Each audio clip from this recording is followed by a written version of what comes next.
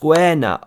Oh my goodness, slams it on the board, an absolute beauty. This is Denis Lazavik, the man they call the future of chess, along with other rising stars looking to dethrone the world #1, Magnus Carlsen. Feels so weird using his real name, you'll have to help me out in the comments. And this game is extra special because it was played on the Tuesday 18th of March online elite chess tournament titled Tuesday, late edition, and whoever wins this game wins the entire event. We've not seen a game this special in quite some time. 29 moves of carnage. Let's check it out here. Denis kicks off with pawn d4. I mean, d4 move, it just wouldn't even cross my mind.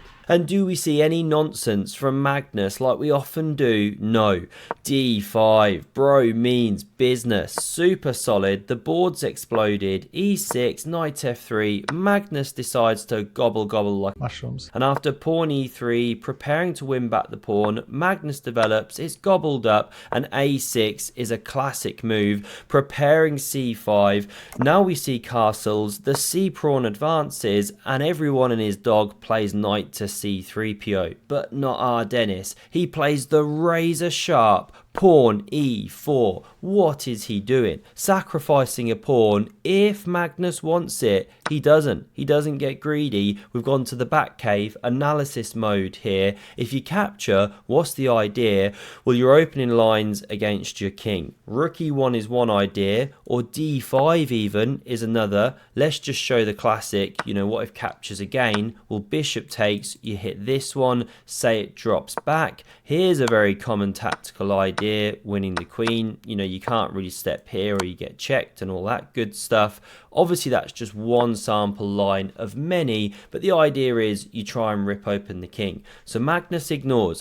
One of the top responses, b5, but he instead develops the pony, puts tons of pressure on the central pawn, and so Denis cracks on, taking that tin opener to the king side here, attacking the knight, and again, if captures, too risky, opening all these lines. So Magnus pops this pony on the edge of the board, breaking one of his own classic principles. Der Springer an dem Rimmer ist ein absolut wie eine Schnitzel. And after the bishop retreats, at some point you may look for c4, but first Magnus takes. Pawn recaptures, it's risky like we said, opening the king, c4 again possible, but Magnus gobbles a second pawn. He is one up, and it wasn't just about the material, he was worried about bishop e7 and then some d6 ideas potentially after rook e1 and the bishop may be clearing out of the way. There's a lot of tactical ideas in the air, but after takes, this knight now develops, Magnus grabs it,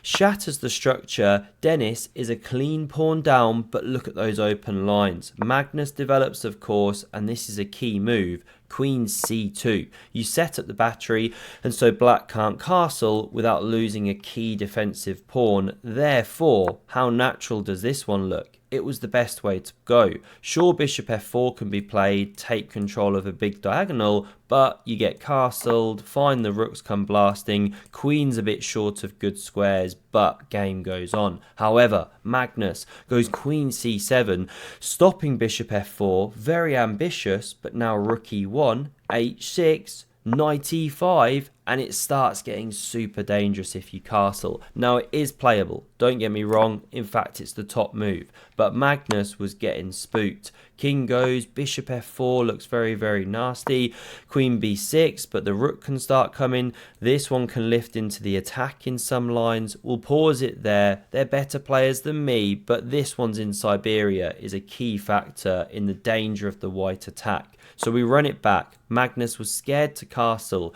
He now plays c4, but big question mark as you can see, because there's the excellent move, not bishop e4, which looks natural and is good, but bishop h7, such an unusual idea. You're stopping black from castling, and you can't trap that bishop, or as you can imagine, the knight crashes through, simple sacrifice stuff, rooks blasting, bishops are coming. I mean, it's absolutely game over. Black's basically playing a piece down. So Magnus goes bishop e6, desperate to cemento everything, run to the king side of course, but no time.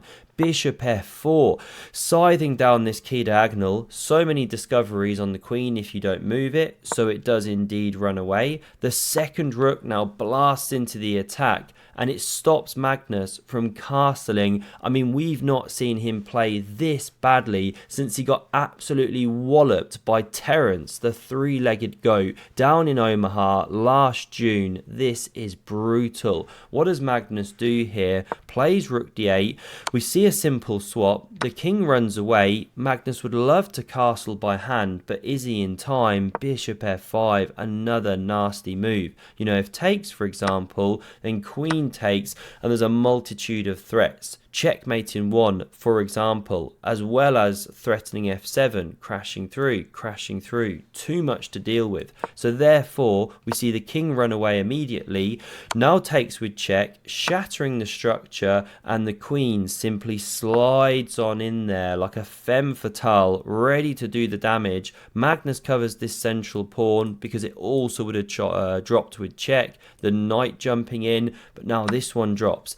Double whammy. Therefore, this one defends, but double whammy once more. What do you do here? Technically, the best way to go is rook f8. You do give a bishop, but you gather this one here. White definitely stands better, but the game marches on. However, that one was missed, low on time. Magnus got about 16 seconds or so. He plays this one to defend everything, but look at the reaction of Ival Barovic. Here comes an absolutely classic attacking move. Denis playing the double brilliancy here. What does he do? He plays bishop e3. Sacrificing a knight. If you want to take it, gobble up Ron Weasley. No, doesn't work. Bang. You do this, check, discovered attack, win the queen, and then the king's not long for this world. So Magnus steps back with the queen, covers the b6 square. Of course, you can no longer check the king from that square now. Oh my goodness. Denis slams it on the board. An absolute beauty. Can you capture that bishop? Yes, you can. Magnus does it. It's absolute filth because then the rook joins the attack with check and you can't even play bishop d6 or you slam the trap shut like that. It's mate in 1. Therefore, the king runs away. Now we see this one drop. And you're threatening rook d7 mate, so therefore the bishop blocks the entry point, but now check, and Magnus Carlsen resigns after 29 moves. Absolute thumping. Why did he resign? Well, you've only got one square, and then here's a sample line of how the game could have finished. We'll run this one through to play it as an outro, while of course playing some absolute classic Kramnik clips, because there's only one thing for a game like this, you got to do that procedure. Hope you enjoyed this one, hope you enjoy the outro, and I'll see you soon. Cheers. Very often one move is enough indicator. It's just like impossible to find d4. Absolutely impossible. Let's check if it's the main move. If it's the best move. It's second line, yeah. No, I mean one move clear indicator to me. I mean it wouldn't even like cross remotely my mind such move. I mean even in classical game I'm not sure. In Blitz no chance at all. So everything is very clear to me about this game. I report, I block and report.